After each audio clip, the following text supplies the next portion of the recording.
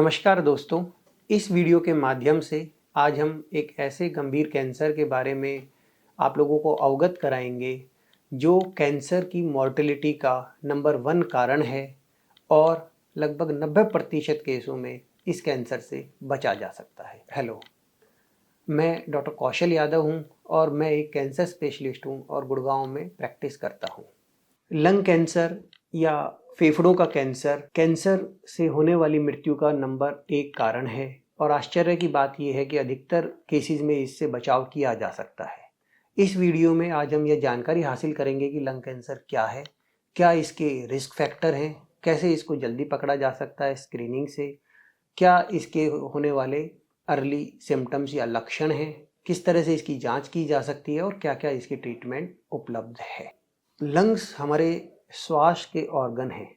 शरीर में ऑक्सीजन का आना और कार्बन डाइऑक्साइड का जाना इसका मुख्य कार्य है। जब लंग्स की सेल्स में म्यूटेशन होती है और वो अनकंट्रोल या अप्रत्याशित रूप से बढ़ती हैं तो वह कैंसर की गांठ का रूप ले लेती हैं। लंग कैंसर 2 तरह के होते हैं। इसमें non small cell lung cancer और small cell lung cancer. Non small cell cancer ज़्यादा कॉमन है। लगभग 80 से 90% केसेस में यही कैंसर होता है और इसके मुख्य टाइप्स में squamous cell carcinoma, adenocarcinoma, large cell carcinoma या अनडिफरेंशिएटेड कार्सिनोमा होता है।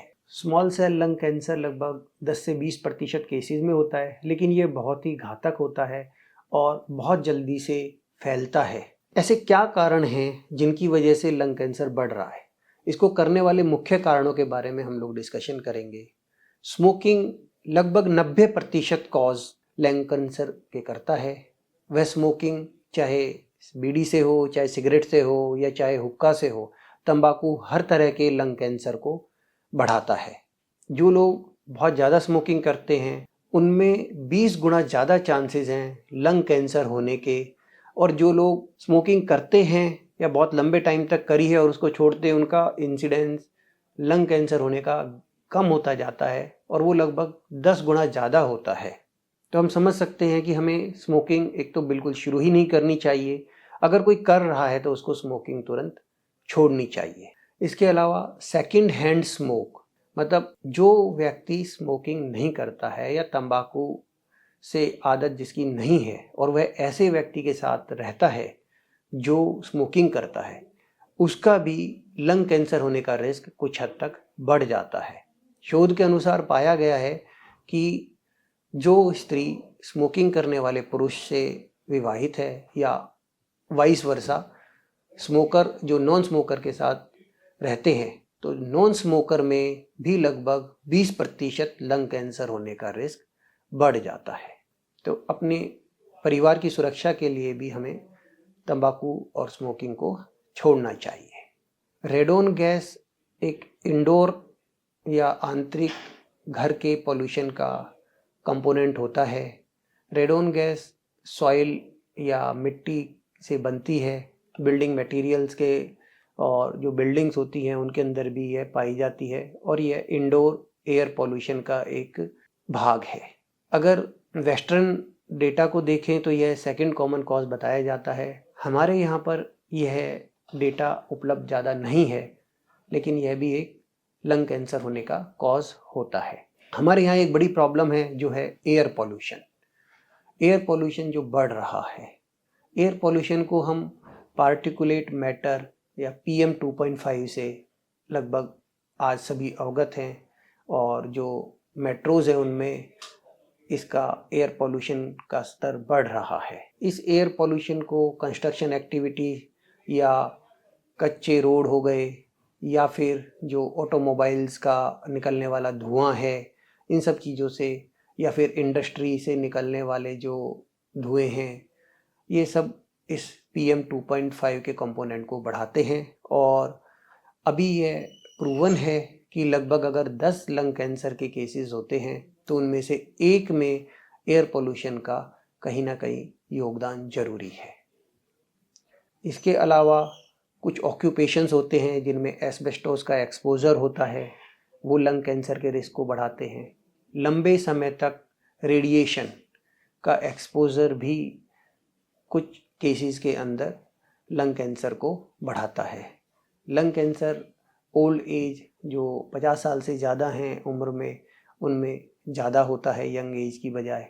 और कुछ पुरानी जो लंग की बीमारियां होती हैं जो सही से ट्रीट नहीं होती हैं या जिनको इग्नोर करते रहते हैं, वो भी कुछ हद तक लंग कैंसर के रिस्क को बढ़ाती हैं। जेनेटिक कॉजेज़ बहुत ही कम केसेस के अंदर इसमें कंट्रीब्यूट करते हैं, केवल 1 या 2% केसेस के अंदर। तो हम देख रहे हैं कि ज़्यादातर केसेस इन्वायरमेंट से रिलेटेड हैं, जो मैन मेड एक्टिविटीज़ से, पॉल्यूशन में या फिर स्मोकिंग में या अदर फैक्टर्स में कंट्रीब्यूट करते हैं। हम जो कुकिंग के लिए उपले या लकड़ी का इस्तेमाल करते हैं, उसके बर्निंग से जो पॉल्यूशन होता है वो भी लंग कैंसर के लिए एक रिस्क फैक्टर हो सकता है।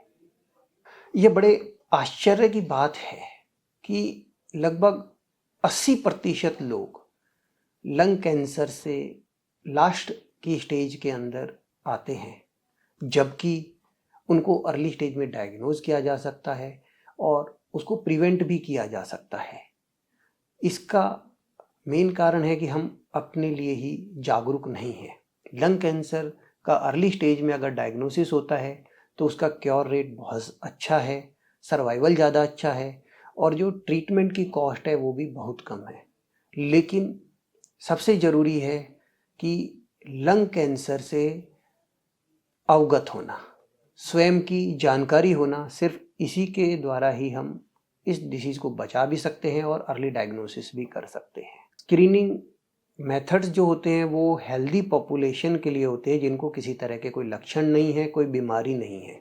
अगर कोई स्मोकर है जो बहुत टाइम से स्मोकिंग कर रहा है और उसकी उम्र 50 से 80 साल के बीच में है, उसके लिए सभी guideline low dose CT scan का स्क्रीनिंग के लिए रिकमेंडेशन देती हैं। लो डोज सीटी स्कैन के अंदर स्क्रीनिंग हो जाती है और रेडिएशन का एक्सपोजर भी बहुत कम होता है और यह लंग कैंसर की गांठ को बहुत अर्ली स्टेज में डिटेक्ट कर सकती है। सीटी स्कैन की आज उपलब्धता लगभग सभी जगह पे है और यह एक आराम से या इजीली अवेलेबल टेस्ट है। लेकिन विडंबना यह है कि सिर्फ लगभग 2% के आसपास लोग ही इस स्क्रीनिंग का फ़ायदा उठाते हैं।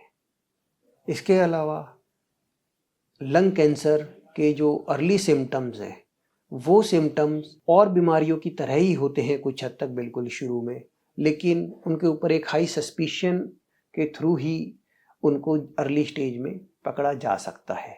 इस सिम्टम्स में सांस में परेशानी आना या सांस लेने में तकलीफ होना, खांसी होना या खांसी के अंदर ब्लड आना।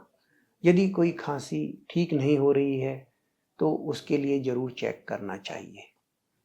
छाती में दर्द होना, आवाज़ में बदलाव आना।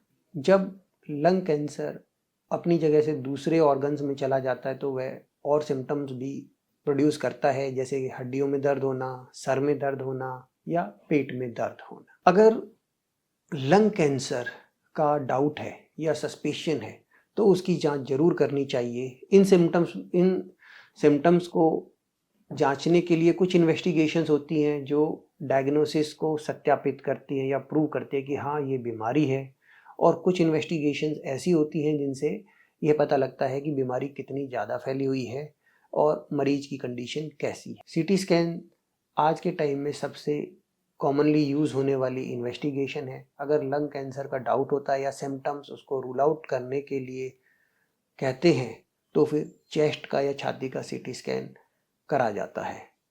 इसके बाद अगर लंग कैंसर का डाउट रहता है या वो गांठ आती है तो उसको प्रमाणित करने के लिए बायोप्सी की जाती है। बायोप्सी एक टेस्ट है जिसके बारे में लोगों को धारणाएं रहती है कि बायोप्सी की तो कैंसर ही हो जाएगा या कैंसर फैल जाएगा, जबकि ऐसा नहीं है। बायोप्सी से कैंसर के बारे में जल्दी पता चलता है और वह लंग कैंसर कौन सी तरह का है यह भी पता चलता है। तो यह बायोप्सी या तो ब्रोंकोस्कोपी के थ्रू की जाती है। ब्रोंकोस्कोपी एक तरह की एंडोस्कोपी है जो सांस के रास्ते से की जाती है, या फिर सीटी स्कैन की गाइडेंस में यह बायोप्सी की जाती है और बायोप्सी से कैंसर और उसके टाइप का कंफर्मेशन मिलता है। इस टिश्यू के ऊपर कुछ और टेस्टिंग भी की जाती है जो ट्रीटमेंट में हेल्प करती है।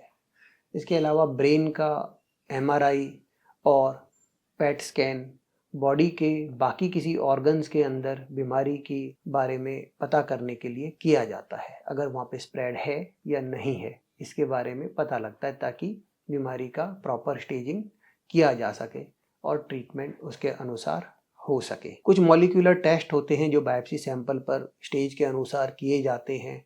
इनके अंदर रॉश, EGFR, ELK, PDN1 कुछ कॉमनली करे जाने वाले टेस्ट हैं जो कि ट्रीटमेंट में हेल्प करते हैं। लंग कैंसर का डायग्नोसिस होने के बाद उसको 4 स्टेजेस के अंदर डिवाइड किया जाता है। स्टेज 1 में बीमारी सिर्फ लंग तक लिमिटेड होती है।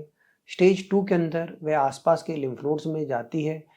स्टेज 1 में बीमारी लेस देन और 3 सेंटीमीटर तक होती है, और जबकि स्टेज 2 के अंदर बीमारी को 3 से 5 सेंटीमीटर के बीच में होती है। स्टेज 3 के अंदर जो बीमारी है वो छाती की लिम्फ नोड्स के अंदर चली जाती है, और स्टेज 4 के अंदर जो बीमारी है वो दूसरे ऑर्गन्स को अफेक्ट कर लेती है, जैसे कि लंग से निकलकर ब्रेन में या लीवर में चली जाती है। सर्वाइवल स्टेज पर डिपेंड करता है। स्टेज 1 के अंदर बहुत अच्छा सर्वाइवल होता है, कंप्लीट क्योर पॉसिबल रहता है, और स्टेज 4 के अंदर जो सर्वाइवल है वो काफ़ी पुअर होता है और लिमिटेड होता है। कंप्लीट क्योर की संभावनाएं बहुत ही रेयर होती है। तो बहुत ज़रूरी है कि अर्ली डायग्नोसिस हो सके, क्योंकि अर्ली डायग्नोसिस ही कैंसर के केस में बेस्ट प्रिवेंशन होता है। लंग कैंसर की ट्रीटमेंट उसकी स्टेज के ऊपर काफ़ी हद तक डिपेंड करती है। लगभग 80% लोग लेट स्टेज के अंदर प्रेजेंट करते हैं, और लगभग 15% के आसपास ही उस स्टेज के अंदर प्रेजेंट कर पाते हैं जब उनका कंप्लीट क्योर या उनका पूर्णतः ठीक होना संभव होता है। स्टेज 1 और स्टेज 2 के अंदर और जो अर्ली स्टेज 3 है, इन केसेस के अंदर जो मेन ट्रीटमेंट है वो सर्जरी है। मतलब कि जब बीमारी सिर्फ लंग्स के अंदर है या फिर कुछ हद तक लिमिटेड लिम्फ नोड्स के अंदर उसकी स्प्रेड हुई है, इन केसेस में मेन ट्रीटमेंट सर्जरी के द्वारा किया जाता है। और जिन पेशेंट्स की सर्जरी होती है उन्हीं का ही सबसे अच्छा सर्वाइवल होता है। बहुत बार पेशेंट पूछते हैं कि हम सर्जरी से बच सकते हैं, तो हम यही कहते हैं कि ये किस्मत की बात है, आप लकी हो कि उस टाइम पे डिटेक्ट हुआ है जब सर्जरी हो सकती है। लंग कैंसर की जो सर्जरी है जो सबसे कॉमनली है वह है कि उसको लोबैक्टमी कहा जाता है। राइट लंग है उसके 3 पार्ट होते हैं, अपर, मिडल और लोअर, और लेफ्ट लंग के 2 पार्ट होते हैं, अपर और लोअर, जिनको लोब कहा जाता है। तो जिस लोब के अंदर बीमारी है उस लोब को निकाला जाता है। साथ में जो चेस्ट के अंदर लिम्फ नोड्स हैं जहाँ डिसीज जा सकती है, उन चेस्ट के लिम्फ नोड्स को निकाला जाता है। इस सर्जरी को लोबैक्टमी विद मेडिस्टिनल लिम्फ नोड डिसेक्शन कहते हैं। इसके अलावा न्यूमोनेक्टमी सर्जरी के अंदर कंप्लीट लंग को निकाला जाता है। जिन मरीजों का कैंसर ऐसी जगह पर है जहाँ पूरे लंग को नहीं बचाया जा सकता, जिसने लंग की मेन ब्लड सप्लाई को या मेन जो सेंट्रल सांस का रास्ता है उसको ही इन्वॉल्व कर लिया है और उसको रिकंस्ट्रक्शन भी नहीं किया जा सकता, उन केसेस के अंदर पूरे लंग को मेडिस्टिनल लिम्फ नोड के साथ निकाला जाता है। रेडिएशन थेरेपी भी एक क्योर करने का तरीका है जिसमें हाई डोज एक्सरेज के थ्रू कैंसर सेल्स को किल किया जाता है। इंडिया के अंदर ज़्यादातर पेशेंट्स लेट स्टेज के अंदर ही आते हैं, तो इसलिए क्योरेटिव ट्रीटमेंट्स के अंदर रेडिएशन थेरेपी काफ़ी कॉमनली यूज़ की जाती है। जो भी limited number of patients curable stage में आते हैं उनमें जब चेस्ट के अंदर मेडिस्टिनल नोड्स होते हैं या गर्दन तक वो लिम्फ नोड्स पहुंच जाती हैं, तो रेडिएशन थेरेपी कीमोथेरेपी के साथ मेन ट्रीटमेंट ऑप्शन बन जाता है। कीमोथेरेपी अगला कॉमन ट्रीटमेंट मॉडलिटी है जिसके अंदर मेडिसिन दी जाती हैं जो ब्लड के थ्रू जाती हैं और कैंसर सेल्स को किल करती हैं। स्टेज 2 और 3 के अंदर सर्जरी के बाद कीमोथेरेपी को दिया जाता है। स्टेज 3 के अंदर रेडिएशन के साथ कीमोथेरेपी को दिया जाता है, और स्टेज 4 के अंदर जब कोई क्यूरेटिव ट्रीटमेंट नहीं है तो पैलिएटिव फॉर्म में कीमोथेरेपी को दिया जाता है। मैक्सिमम पेशेंट लंग कैंसर के स्टेज 4 में ही आते हैं और कुछ स्टेज 3 के अंदर आते हैं, तो हम देखते हैं कि स्टेज 1 के अंदर सर्जरी के अलावा किसी और ट्रीटमेंट मॉडलिटी का ज़रूरत नहीं होता अधिकतर केसेस के अंदर, और इफ़ेक्टिव भी बहुत ज़्यादा है। Small cell carcinoma lung cancer का एक घातक रूप है जो ज़्यादातर केसेस के अंदर लेट स्टेज में ही आता है और ये बहुत जल्दी से स्प्रेड करता है।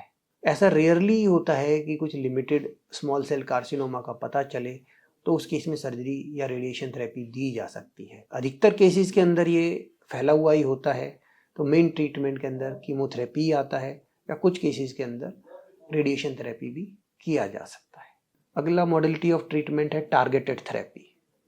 टारगेटेड थेरेपी ने काफ़ी हद तक लंग कैंसर की ट्रीटमेंट को रिवॉल्यूशनाइज किया है।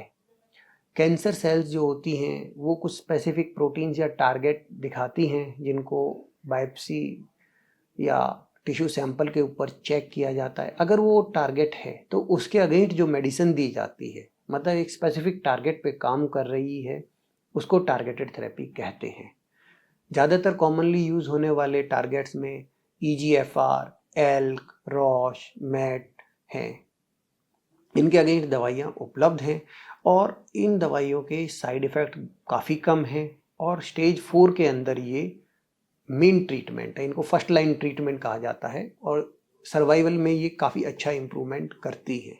इसका ये मतलब नहीं है कि कोई आके कहे कि हमें स्टेज 1 के अंदर भी यही ट्रीटमेंट दे दीजिए। इम्यूनोथेरेपी जो इम्यून सिस्टम को एनहेंस करती है कैंसर सेल से लड़ने के लिए, वो भी आजकल एक अच्छा रोल प्ले कर रही है इस कैंसर के ट्रीटमेंट के अंदर। और कुछ स्पेसिफिक मार्कर्स है जिनको चेक करके इम्यून थेरेपी की इफ़ेक्टिवनेस को चेक किया जा सकता है और तब उनको दिया जाता है। तो इस तरह से हमने जाना कि अलग अलग स्टेजेज में लंग कैंसर की ट्रीटमेंट किस तरह से है और किस तरह से इफ़ेक्टिव है। हमें इस बारे में ज़रूर बात करनी चाहिए कि लंग कैंसर की प्रिवेंशन के लिए हम लोग क्या कर सकते हैं। इसके बचाव के लिए सबसे इम्पॉर्टेंट है स्मोकिंग या सिगरेट या बीड़ी या हुक्का का छोड़ना। स्मोकिंग छोड़ने से लंग कैंसर का रिस्क धीरे धीरे कम होता है और जो बिल्कुल भी स्मोकिंग नहीं करते हैं उनसे लंग कैंसर का होने के चांसेस काफ़ी कम होते हैं। हिंदुस्तान के अंदर टोबैको प्रोडक्ट्स का सेवन वर्ल्ड में लगभग तीसरे स्थान पर आता है और इसके प्रोडक्शन के अंदर लगभग दूसरे स्थान पर आता है। तो हमें इसके बारे में सोचना होगा कि हम इसका सेवन किस तरह से कम कर सकते हैं और इसके लिए व्यक्तिगत लेवल पे और नेशनल लेवल पे, दोनों ही लेवल पे स्टेप्स लेने की ज़रूरत है और वो प्रॉपर इम्प्लीमेंट करने की भी ज़रूरत है। एयर पोल्यूशन भी एक कारण है जिसकी वजह से लंग कैंसर का इंसिडेंस अभी रिसेंट ईयर्स में बढ़ता जा रहा है। पहले स्क्वेमस सेल कार्सिनोमा सबसे कॉमन होता था, अभी एडिनो कार्सिनोमा ज़्यादा कॉमन है, जबकि स्मोकिंग की वजह से स्क्वेमस का इंसिडेंस ज़्यादा बढ़ता है। तो हम समझ सकते हैं कि कहीं ना कहीं स्मोकिंग के अलावा और भी फैक्टर्स हैं। उसके लिए हमें अवगत होना है और उसके बचाव के लिए जो भी हो सकता है हमें अपने लेवल पे करना चाहिए। इसके अंदर ग्रीन कवर को बढ़ाना एक इम्पॉर्टेंट फैक्टर्स है। उन एक्टिविटीज़ को बचाना जिनसे पॉल्यूशन बढ़ता है उनको रोकना चाहिए, चाहे वो फील्ड फायर्स हों और चाहे वो ऑटोमोबाइल्स हों, उनके लिए भी प्रॉपर पॉलिसीज़ होनी चाहिए। इंडोर एयर पोल्यूशन को कम करने के लिए इंडोर एयर प्लांट्स रख सकते हैं, जो बिल्डिंग्स में क्रैक्स हैं उनको रोक सकते हैं, प्रॉपर क्रॉस वेंटिलेशन कर सकते हैं और ज़रूरत हो एयर प्योरीफायर का भी इस्तेमाल कर सकते हैं। स्क्रीनिंग एक ऐसा मंत्र है जिसके थ्रू कैंसर को बहुत जल्दी डिटेक्ट किया जा सकता है और कैंसर को अगर जल्दी डिटेक्ट किया है तो उसको कम्प्लीटली ठीक करना भी उतना ही आसान है। इसलिए सीटी स्कैन का जब ज़रूरत हो तो चेस्ट के सीटी स्कैन को करना चाहिए। ये रेडली अवेलेबल भी है और आजकल के समय में बहुत ज़्यादा कॉस्टली इन्वेस्टिगेशन भी नहीं है और जो हैवी स्मोकर्स हैं उनको स्क्रीनिंग के लिए ज़रूर प्रोत्साहित करना चाहिए। इसके अलावा नियमित व्यायाम करना, फिजिकल एक्टिविट रहना और रोज़ाना फ्रूट्स और वेजिटेबल को लेना भी कैंसर प्रिवेंशन के इम्पॉर्टेंट एस्पेक्ट हैं।